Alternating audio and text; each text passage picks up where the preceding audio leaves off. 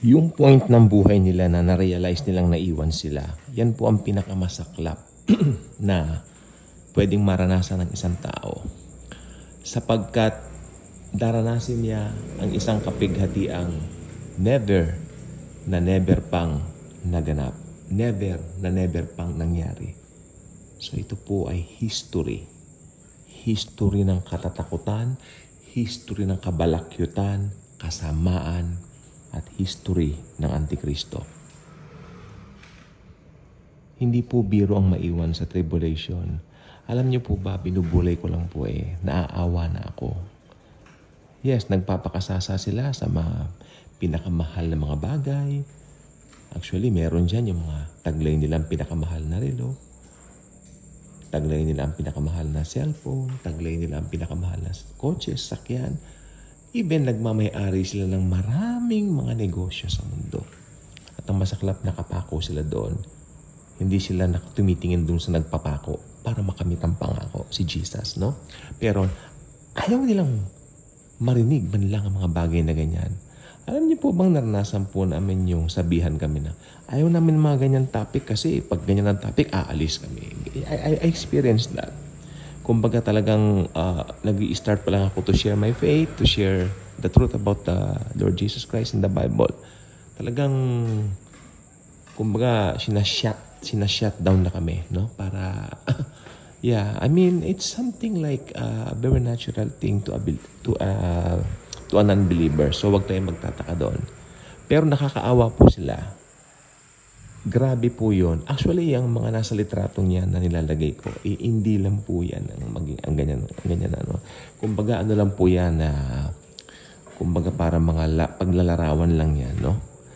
Mga sagisag or something like that. Pero hindi po ganyan katindi yung mararanasan ng mga mas matindi pa po talaga.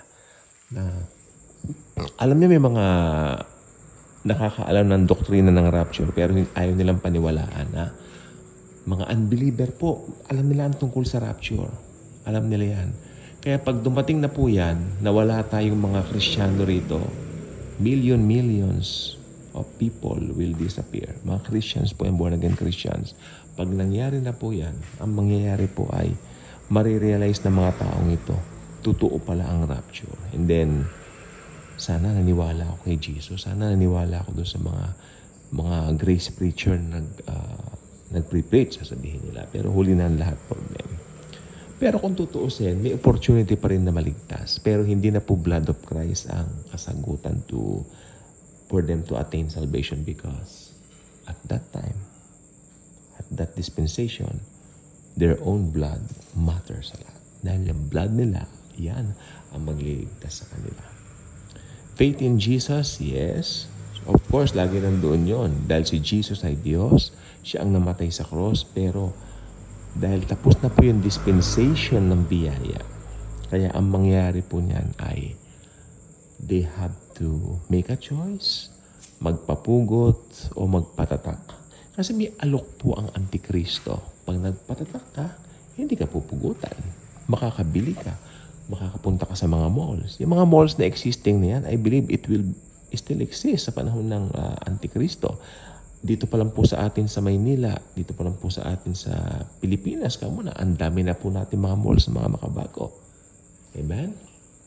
So, I believe during the tribulation, mas high-tech pa dyan. No? So, pero pag wala kang tatak nung halimaw na ito, yung Antikristo nga po, syempre, Antikristo pinag-uusapan natin dito, ay hindi ka makakabili. It will be very impossible for you to meet and both na ang tawag dito, yung mga personal na pangangailangan mo, personal necessities mo.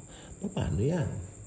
O, di ba? Kaya yung ibang kaya yung mga talaga yung mga walang alam talaga sa Bible, walang interest sa Biblia, walang interest kay Jesus, magpapatatak po talaga yan. Because ang iniisip niyan mga comfort nila. Magpapatatak. So, ayan po. So, napakahirap po talaga na maiwan dyan. So, while there is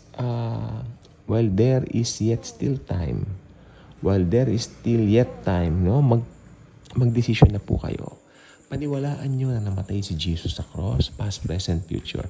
Ako po natatawa po ako. Kanina lang po, Meron pong isang English vlogger, no? I don't know kung ano po yung ano niya.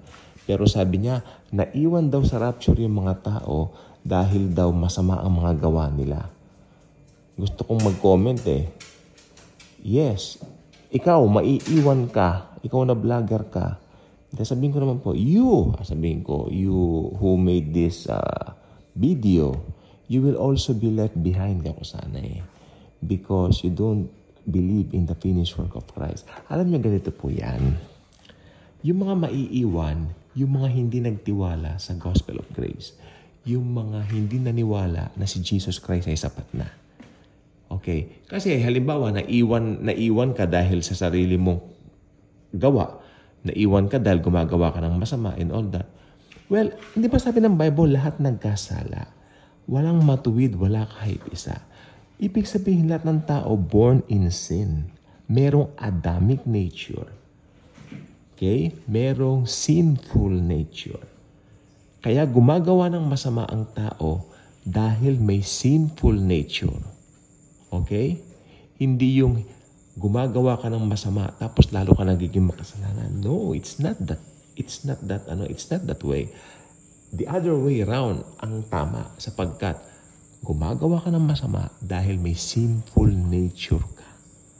Lahat tayo may sinful nature. Ngayon, ang solusyon din sa sinful nature na ito ay si Jesus Christ.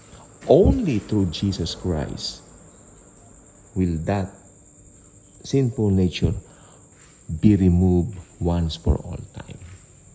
No one can remove that unless manampalataya kay Jesus Christ. Ngayon, ito naman ang logic niya. Pag naiwan ka dahil gumagawa ka ng masama, ibig sabihin, hindi mo kailangan si Jesus kasi, yung gawa mo pala ang naging cause para maiwan ka. Alam ninyo, katulad ng katotohanan na naligtas tayo, hindi dahil sa mabubuting gawa natin, kundi dahil kay Jesus lang. Ganon din yon. Maiiwan ka hindi dahil sa mga gawa mo, kundi dahil nireject mo si Hesus Kristo. Okay? I hope maliwanag po yan. Kaya, ang gaganda pa naman ng mga graphics niya, pinanood ko, then mali ang kanyang theology. He got the wrong theology. Okay? At ang sabi pa niya, turn away from your sins and then accept Jesus. No, you cannot turn away from your sins. Dahil, alam ninyo, patay nga ang espiritu mo eh. Patay ang espiritu mo. The only one who can quicken your spirit is the Holy Spirit. Okay? Yan ang magre-remind sa'yo ng pangangailangan mo ng Savior. Dahil hindi mo kaya na maligtas sa ganang iyong sarili lamang. Sana maliwanag po sa atin ito. Despite ng mga maingay na aso.